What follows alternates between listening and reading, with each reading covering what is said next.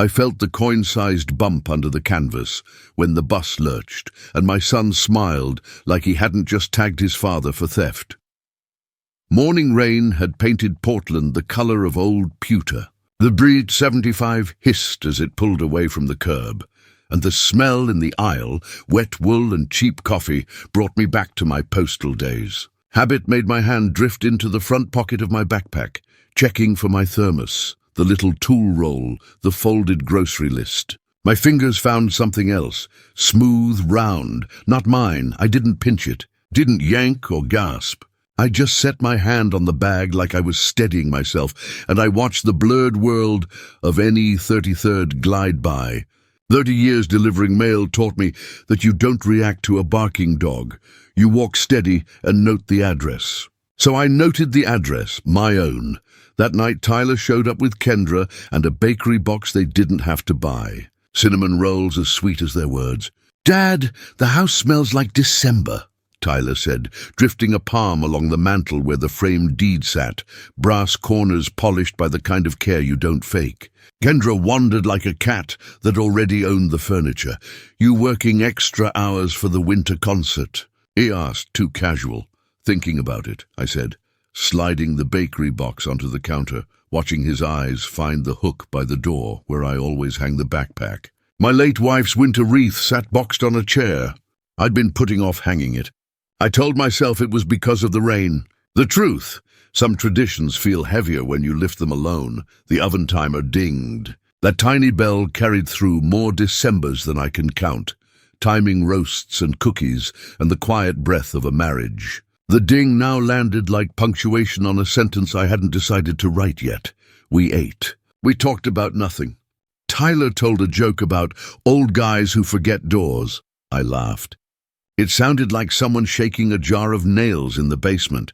On the 30th, I took the bus to Home Depot, paid $9 for a seam ripper, and slit open the inner lining while I sat at my kitchen table with the good light. Not much flesh left on these hands, but they still know how to work. The little disc popped into my palm. Silver edge, plastic face, cereal so tiny it needed dignity to read. A tracker. Not a gift, not a prank. A clock designed for a thief. As if on cue, my phone buzzed with a bank text. "We received your HELOC inquiry, $169,500. I hadn't applied for a HELOC. I had a house. Paid off. Brick by brick, year by year, mortgage burned in a coffee can out back in 2003. My pension sat in the 2x4s and the deed. It didn't belong in a lender's stack. I put the disc back where it was. Sewed the lining shut with the neatest stitches I've made since my uniform days. Left the bag on the hook. Some traps don't need bait. They just need patience. December 1st, I fried 2 eggs and sat with a doubtful appetite. Tyler poured coffee, leaning on the counter like he owned gravity. "You know a notary who does house calls?" he asked Kendra, as if I wasn't in the room. "Oh, sure," she said. "Super cheap. She'll sign anything if you're nice." She smiled at me and added, "Like recipes." "Family cookbooks?" "Maybe," I said, sipping coffee gone bitter and cold. I left for my shift. That night, at 9:42 p.m., the ring cam caught Kendra's face near the pane. Breath fogging the glass, testing the handle with fingers that didn't tremble. Then she waved at someone off-screen and walked away. I printed the still and tucked it under the magnet with the little lighthouse. The wreath still waited for December to feel safe. I stood in the doorway of the quiet hall, thumb on the invisible bruise left by the tracker. "Before we continue," I told the empty house and whoever needed to hear it, "please subscribe to the channel and tell me where you're listening from." Then I hung the wreath evergreen and white ribbon and circled December 24th in red. He chose my backpack because he thought I was too sentimental to cut it open. On the 2nd, the garage felt colder than it should, concrete and oil, and the ghost of my wife's laughter echoing in bolts and screws. My eyes drifted to the shelf where her Nikon F3 had lived for years, like a relic we both prayed to. The shelf was a crooked smile without its tooth. I found the pawn slip in the small trash by the door, like someone hoped it would be taken out without a second glance. 2:20, December 1st. The signature looked like mine the way a mirror looks like you in bad light, close enough to fool a stranger. Not close enough to fool the man who learned to write his last name on a carrier case. I sat at the workbench and let the numbness come. In the postal service, sleet doesn't stop you, it just hardens you. You keep walking, you deliver. I laid out what I knew like letters in order of street number. The $185 locksmith receipt I'd scheduled for the 6th moved it to the front of the line. Garage keypad reset on the 7th. A sticky note to myself, who knows the code? Only me and Tyler and Kendra, because he watched me punch it. Because I let him. On the 9th at 7:18 p.m., the bank said a HELOC submission was received. With owner consent. My consent looked like a PDF. Signature made by somebody who thought. My hand broke in all the places it doesn't. An appraisal. Scheduled for the 12th at 10 neat, tidy, ordinary. I stared at the kitchen. Table. 3 coffee rings like growth rings in a tree. We bought that table in 1989 with grocery money tightened for a month. And my wife swore it would last longer than we would if we treated it right. We did, it did. Now it was my witness. Shame slid under my skin like cold water in a boot. I raised a son who thought his father was furniture to be moved, tagged, leveraged. The shame warmed into anger like a furnace catching. Not rage, the angle grinder anger that cuts straight lines when your hand is steady. I opened a fresh spiral notebook and wrote Day 1 at the top. Then Day 2, Day 28. I drew a column and titled it Tracker. I listed addresses like a route, lender, notary, title. I wrote, Find the story they're telling without you. Replace it with the truth you can prove.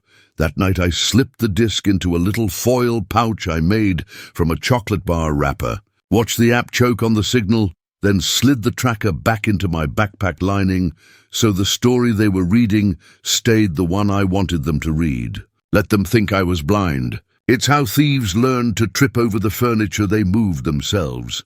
If he wants to know when I'm gone, I'll teach him where I am, inside his own drawer. On the 4th, I called Nora Chu next door. Nora is a real estate paralegal who can turn a sentence into pressure without raising her voice. I explained the HELOC text, the appraisal, the cold spot on the shelf where the Nikon used to live. She didn't gasp or judge. She gave me verbs, freeze letters, she said. Certified. Send one to the lender's fraud unit, one to the title company. Make them sign for it. You want a green card you can staple to a story, she paused, and log a preventive notice with the police. You're not accusing. You're time-stamping. Officer Elena Ruiz took my call like a neighbor leaning over the fence. We can note your concerns, she said. If anything surfaces, your documentation will be the spine. She gave me a case number that wasn't a case yet. Just a line in a ledger. I moved the locksmith to the 6th and added a sign-out sheet for keys with little tags I labeled like a man who plans to outlive his house. On the 5th, I bought a second tracker and sewed it into the sweatband of my old mariner's cap. Tyler borrows that cap every time he wants to feel like a kid who still believes in summer. I printed place cards for Christmas Eve and left a deliberate gap by the head of the table. My wife's chair has been empty for years, but I set a plate there when I need to remember who taught me to season a roast and forgive slowly.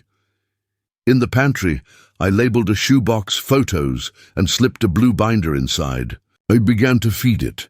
The bank text, the ring cam still of Kendra, the 2,800 appraisal invoice that would land with a thud on the 12th, the locksmith receipt, a photo of the green card I planned to earn. I added a page titled Questions for Dinner and wrote 3 things. Who told you to try the old code? Why did you sell her camera? Did you think I wouldn't notice because I loved you? On the 7th, I stopped by Tyler's apartment to drop off a bag of winter socks because men give their sons what they needed themselves. While he showered, I walked to his dresser like a man returning a tool to the proper drawer. I slid the original tracker under a pair he never wears and shut it quietly, reforming dust that didn't remember my fingers. I went back to the couch and watched a sports recap with the sound off. He came out toweling his hair, thanking me for the socks like I hadn't replaced a map of my life with a mirror in his room. 30 minutes after I left, my phone drew a dotted line across the city. His apartment, his gym, a stop at a storefront notary on MLK. I screen-recorded every ping. Evidence is a mosaic. You don't see the face until you back up. Christmas Eve moved toward me like a freight train blowing its horn for blind crossings. I wasn't blind. I didn't need to catch him breaking in. I needed to watch him preparing to. On the 8th, I reset the garage keypad and photographed a post-it with the old code taped inside the door window. I placed the decoy like an offering to the god of amateur criminals. That evening I forgot to arm the side yard camera. In reality, I added a second one under the eaves with a better angle and a less forgiving memory. On the 9th at 7:18 p.m., my phone lit with the lender's submission received insult to the idea of consent. At 7:26, the porch camera watched Kendra try the old code. She peered into the lens like it was a mirror, and I was a ghost on the other side of the glass. She jiggled the handle. Left. I printed the still. Slid it into the blue binder like a bookmark in a story I already knew the ending to. The next night was the school winter concert. I left the house at 6:15 with my thermos and a program, hung my mariner's cap, tracker stitched inside, on the hall rack. When I got home at 9:10, the cap was gone. Tyler texted a winking emoji and borrowed my lucky hat. Lucky me. At 8:02, the cap had pinged near a strip mall notary, the kind of place that sells shipping tape and supposed legitimacy. I overnighted a freeze letter to the bank's fraud department with a tone my wife used when a salesman tried to upsell. Calm hammer. We are not applying. Hold any file. Contact counsel only. Nora reviewed it, improved 3 verbs, and made me send a copy to the title company. I CC'd Maggie Tran, an elder law attorney who thinks in checklists. She replied that night with a formal hold letter of her own on real letterhead, the kind that makes corporate folks sit up straighter. On the 11th, the postman handed me the green card and said, "You still keep these?" I smiled like a man returning a library book. I signed, scanned, and stapled it to the binder. The sound of the stapler is an underrated instrument of justice. The appraisal was scheduled for the 12th at 10. I called at 9 and coughed into the phone. "Sorry," I said, "flu." We moved it to the 19th, closer to Christmas, closer to witnesses, closer to the moment when quiet becomes public. They moved faster when they sensed time was running out. Good, because time was my tool. December 12th came in with sleet and silence. On my counter lay a crumpled envelope, the paper bruised, as if someone's fist had lived inside it. Appraisal invoice, $2,800 due on receipt. I flattened it between my palms. The bank logo stared up arrogant. I took a picture, slid it into the binder and whispered, "You'll be refunded later for the lesson." On the 13th, a young man from the bank called to confirm a quick signature fix. I asked, "Whose fix?" He stammered, "Mr. Mercer's." "You're talking to him," I said, and the silence on the other end stretched until shame replaced sound. I hung up, called Maggie Tran. Within the hour, she drafted a formal demand, all communications regarding account 4521 to be routed through counsel.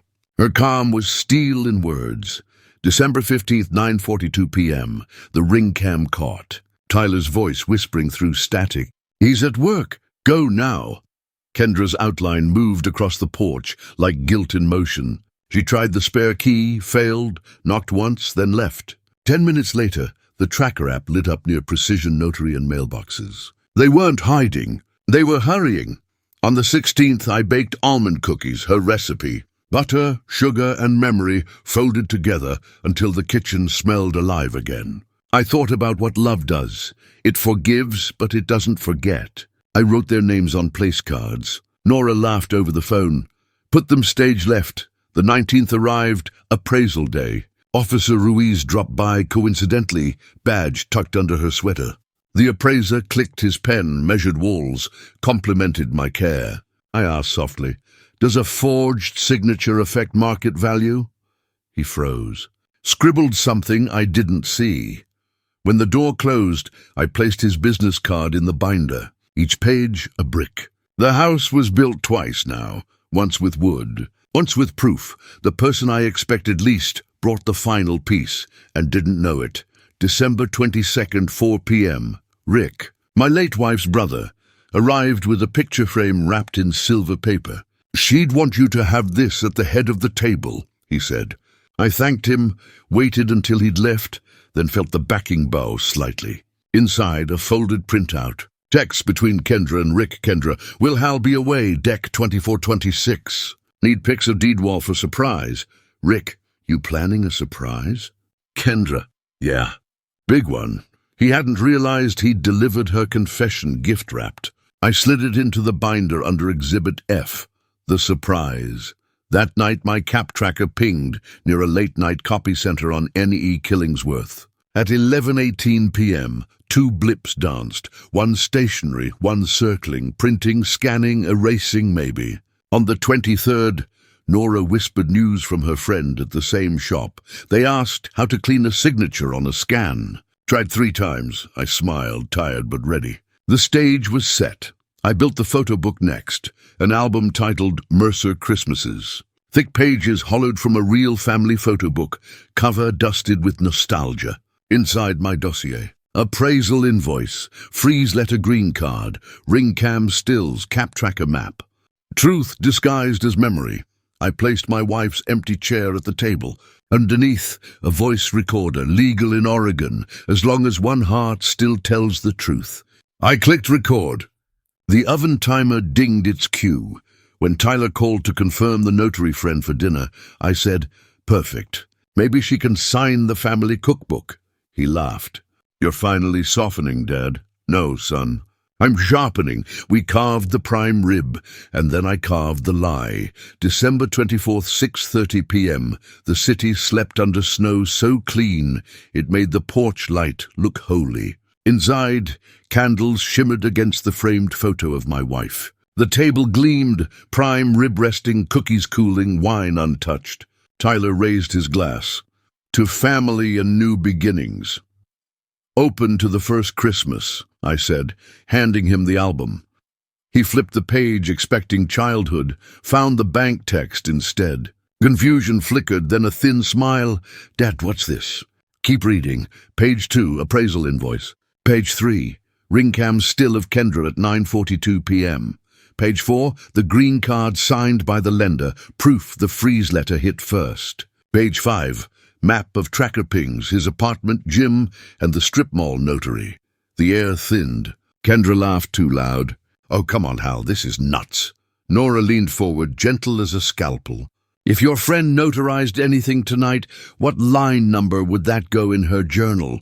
The notary blinked. 37, she whispered. I lifted my mariner's cap. "This hat's tracked every stop you made," I said. Pressing play on the recorder, Tyler's voice.